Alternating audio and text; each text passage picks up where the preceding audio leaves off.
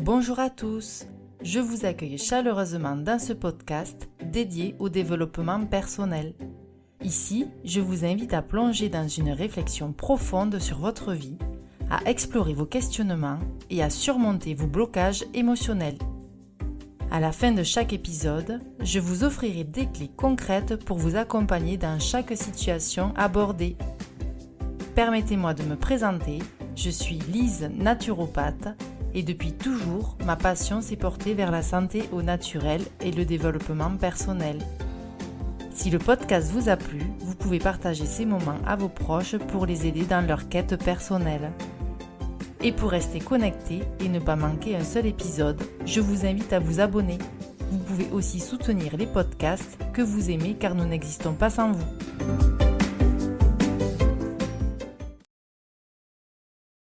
Bonjour à vous tous. Alors voici mon premier podcast de développement personnel qui me tient énormément à cœur et je vous remercie d'avance d'écouter ces podcasts. Alors aujourd'hui je vais vous parler de comment trouver sa place dans la vie. Alors pourquoi ce sujet ? Parce que personnellement ça m'arrive et ça m'est arrivé de ne pas me sentir à ma place, d'avoir l'impression de déranger ou tout simplement de me mettre à l'écart toute seule. Et je pense que c'est un sujet qui peut concerner une majorité de personnes, donc je me suis dit que ce serait intéressant de faire ça pour un premier podcast. Pour ceux qui ne me connaissent pas personnellement, je suis une personne assez discrète, calme, réservée, et je suis souvent à l'aise quand je connais bien les personnes.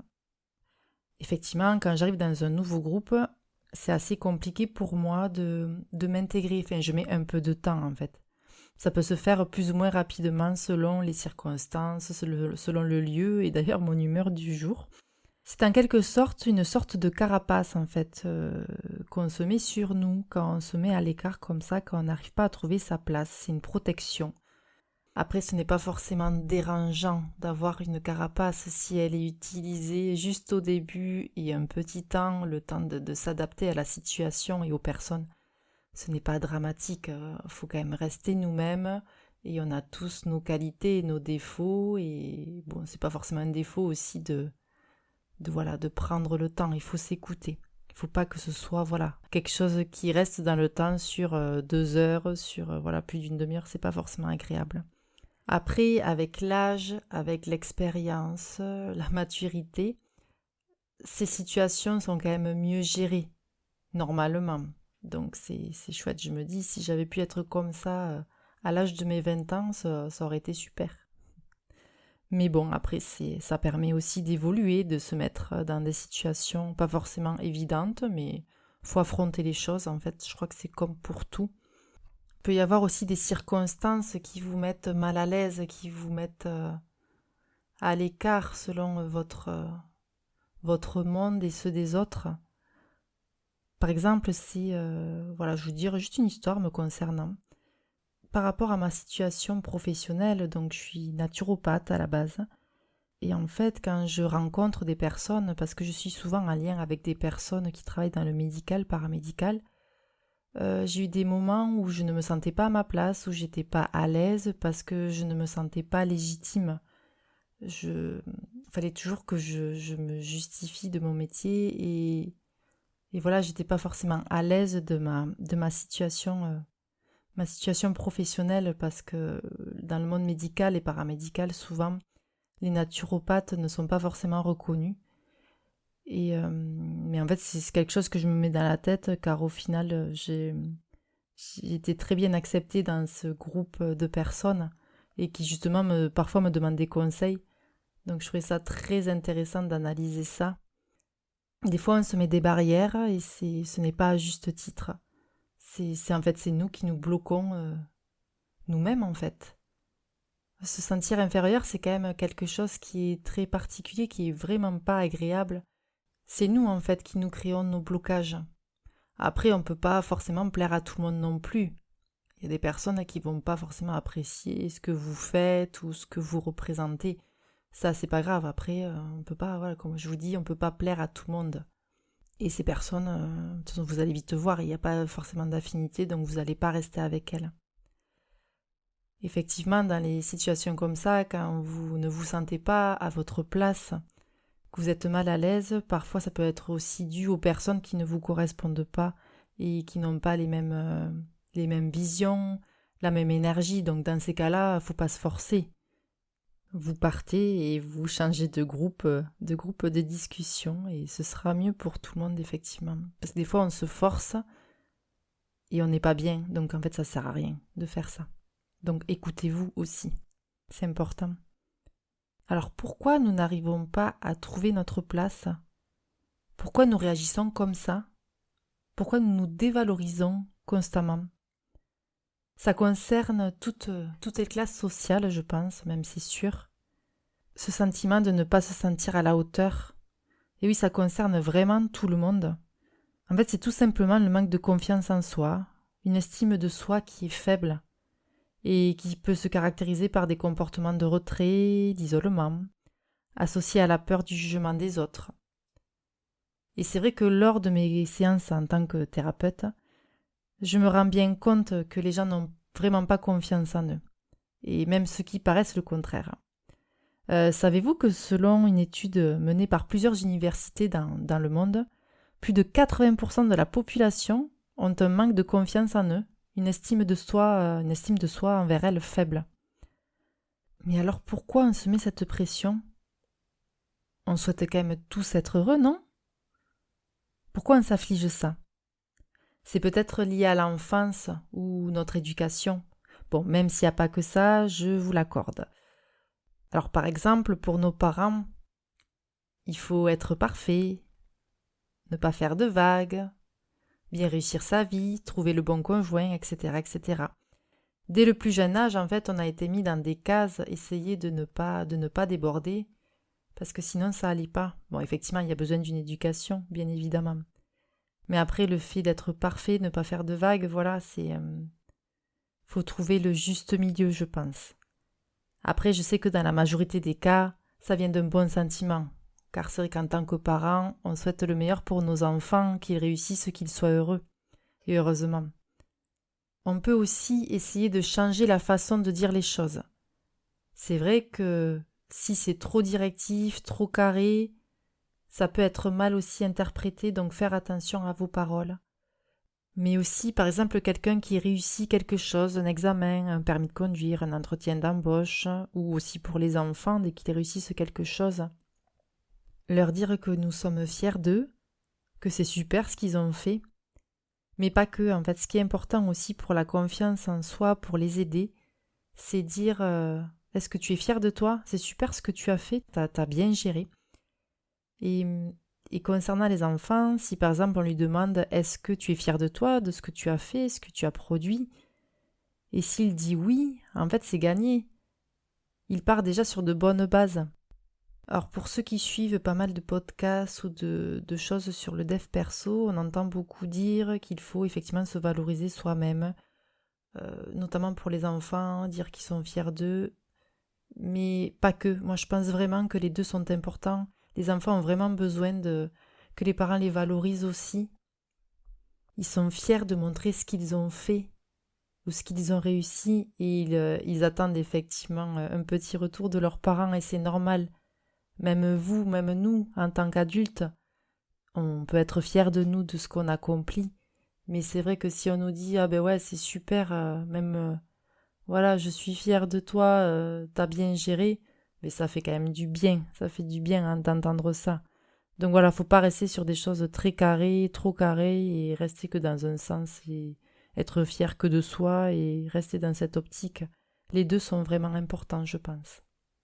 Il y a aussi autre chose qui peut créer un manque de confiance en soi, qui peut être des traumas, on va dire, des mini-traumas de l'enfance. Et j'en ai fait les frais, c'est pour ça que voilà, je voulais vous en parler. Lorsqu'il y a une fratrie, arrêtez de comparer les enfants.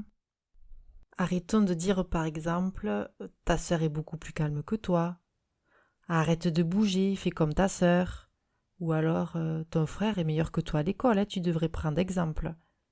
En fait, nous sommes tous différents et ça peut vraiment créer des problèmes pour la suite. Même si parfois, effectivement, ça peut arriver de faire des comparaisons.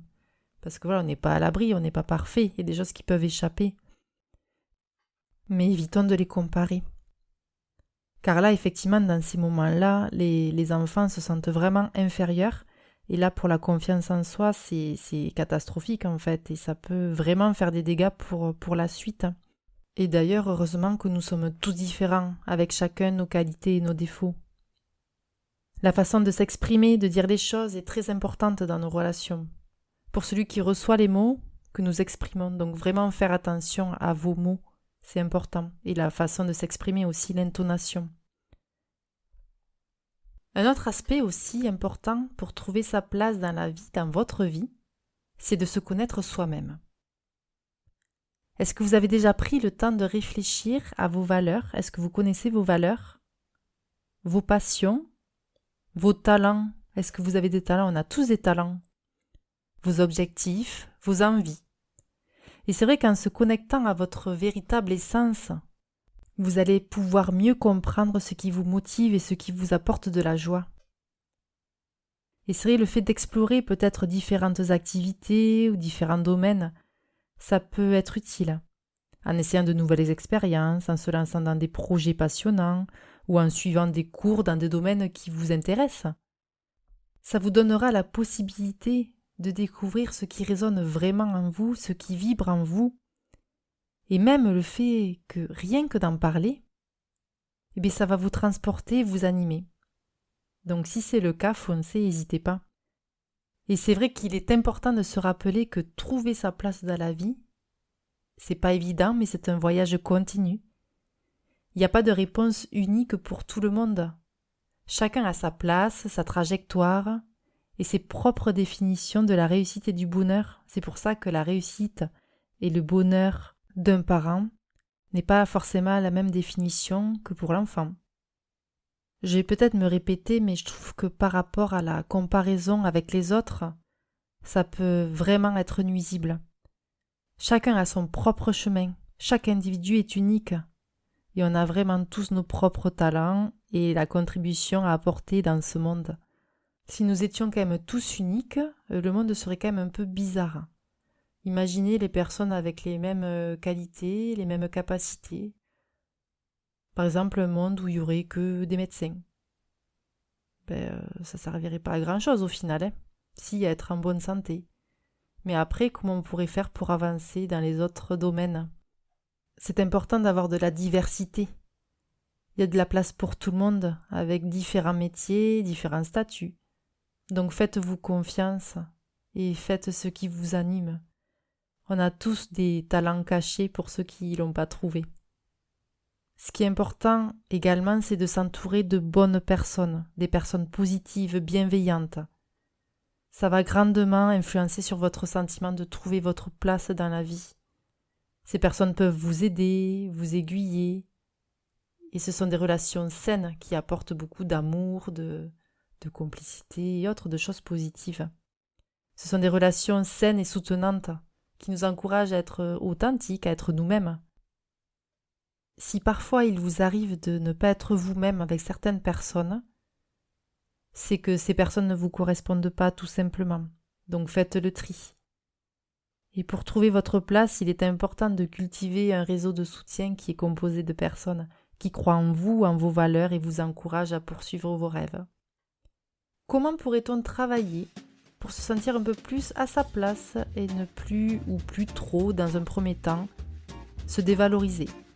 Alors il y a différentes méthodes que je vais vous proposer qui me semblent être des bons outils, qui sont assez intéressants. Par exemple, les affirmations positives, qu'on peut appeler mantras. Les mantras, ce sont des phrases ou des formules sacrées qui sont à répéter plusieurs fois afin d'en retirer des bienfaits. Vous pouvez vous créer un petit rituel tous les matins ou le soir, enfin peu importe, mais au moins une fois par jour minimum. Mais aussi lorsqu'il y a des situations compliquées où votre confiance en vous est au plus bas. Pendant ce petit rituel, vous allez répéter plusieurs fois certaines phrases. Ça peut être 2, 3, 4 fois par exemple. Je vais vous donner des exemples de mantras, mais vous pouvez bien évidemment créer les vôtres avec vos propres mots. Je vais vous en donner 3. Vous pouvez les écrire dans votre agenda ou sur un bloc-notes, peu importe. La première, c'est « Je mérite d'exprimer mes opinions et d'affirmer qui je suis sans crainte ».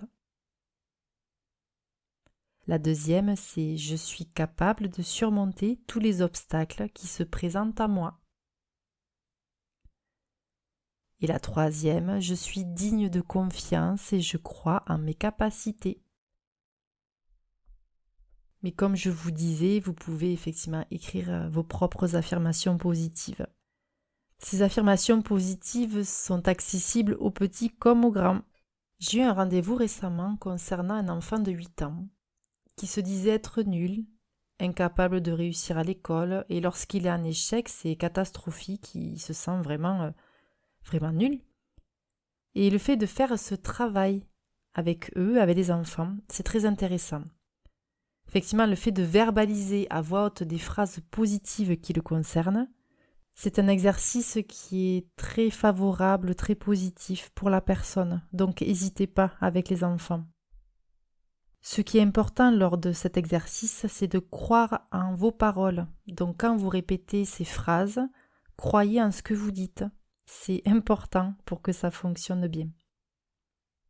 Pour vous aider à gérer votre confiance en soi aussi, il y a les fleurs de bac qui peuvent vous aider. Par exemple, la fleur larch, quand on se sent inférieur ou pas à la hauteur. Et lorsque j'ai des patients qui viennent au cabinet, je leur propose un mélange de fleurs, car effectivement, il y a souvent d'autres émotions, d'autres blocages en parallèle qui peuvent aider à la confiance en soi. Si ça vous intéresse, je peux faire des séances à distance pour les fleurs de bac, il n'y a pas de souci. Ou sinon, vous pouvez aussi trouver des thérapeutes pas loin de chez vous qui peuvent vous proposer ces solutions. Il y a la lithothérapie aussi qui peut être intéressante, c'est-à-dire le soin par les pierres naturelles. Plusieurs pierres peuvent vous aider, par exemple le quartz rose, l'œil de tigre, la cornaline, la jaspe rouge, par exemple. Les méditations aussi peuvent vous aider à gérer vos émotions. Et comme je vous disais, je propose aussi des méditations en ligne, mais il y en a plein d'autres aussi que vous pouvez trouver sur Internet, donc n'hésitez pas. Les livres aussi de développement personnel peuvent vous aider. Maintenant, il y a un grand choix de livres, donc n'hésitez pas, foncez et choisissez ce qui vous parle et ce qui vous anime au moment où vous choisissez le livre.